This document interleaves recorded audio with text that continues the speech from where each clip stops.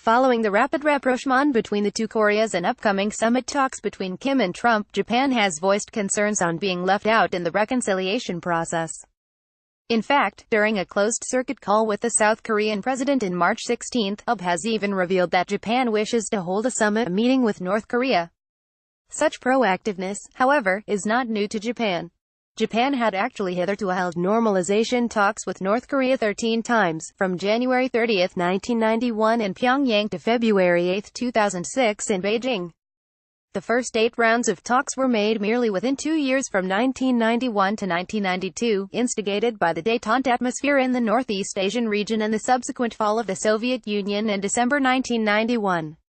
Yet the negotiations ended in a rupture as the two sides couldn't reach agreements on practically all issues such as how to interpret the Japanese occupational period, whether it was legal or illegal, or how to define the developmental loans which Japan were to provide as indemnification or his claims, inspection on suspected nuclear research center sites, and so on, only to be aggravated by the abduction issue that surfaced as another topic of discussion during the talks. Another round of talks came in the 2000s when the leftist party of South Korea was in office, but the two sides again could not find any agreement points, and the talks did not see any progress from where they left off previously. Nevertheless, despite the rather staggering progress in normalization, talks which did not specifically involve such disputed topics continued, and reached their peak during the Japanese Prime Minister Koizumi's visit to North Korea and the following Pyongyang Declaration, Pyeongyang Sunon, Pyeongyang in 2002. Even such apparent reconciliation, however, was proven futile as both sides consequently did not choose to concede to each other's stance. Revisiting Japan's normalization negotiations with North Korea now deserves spotlight, as Japan was historically drawn out to the negotiation table by external factors.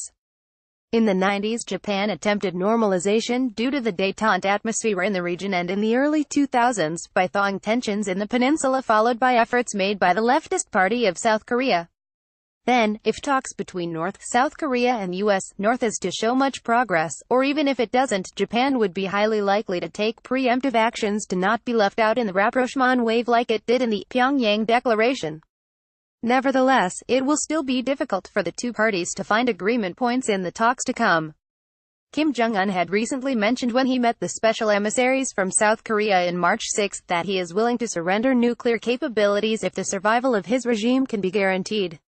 If North Korea were to agree to a total abolition of nuclear capabilities, normalizing relations with the U.S. and many other Western states would not be a big challenge. Doing the same with Japan, however, will be a different story. As evidently shown in the previous talks between the two countries, talks on nuclear capabilities were only one of the many disagreed issues. Removing a single hurdle would not immediately nullify many other hurdles present. Yet the hurdles may indeed be removed if North Korea were to ultimately surrender its nuclear capabilities and actively normalize diplomatic relations with other Western countries and South Korea, inducing Japan to take a more submissive stance to not fall behind the global trend of reconciliation. Unlike South Korea, which desperately needed aid from Japan to develop its economy when it normalized its relations in 1965, North Korea has many other alternatives. It has its now developed neighbors, China, and South Korea, and possibly even the United States. When North Korea starts to normalize relations with others in earnest, Japan would be brought to the negotiation table and would have to concede many of their previous stances. In order to avoid such situations, Japan has and had been taking preemptive actions to normalize its relations with North Korea before other states, so that negotiations may proceed on equal grounds. In fact, Japan is actively communicating with North Korea through multiple diplomatic channels other than the previously mentioned call with the South Korean president, such as through Mongolia, which has an independent communication channel with North Korea. Japan had started its rounds of normalization talks every time tensions appeared to be thawing in the peninsula. Such proactiveness is likely to be seen again, as it can be observed from Japan's insistence to hold a summit meeting with North Korea. If the U.S.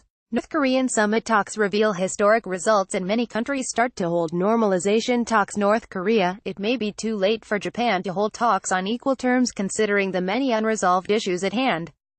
Therefore, if North Korea agrees to ultimately surrender all nuclear capabilities, it may indeed strike a much better deal with Japan than South Korea did in 1965.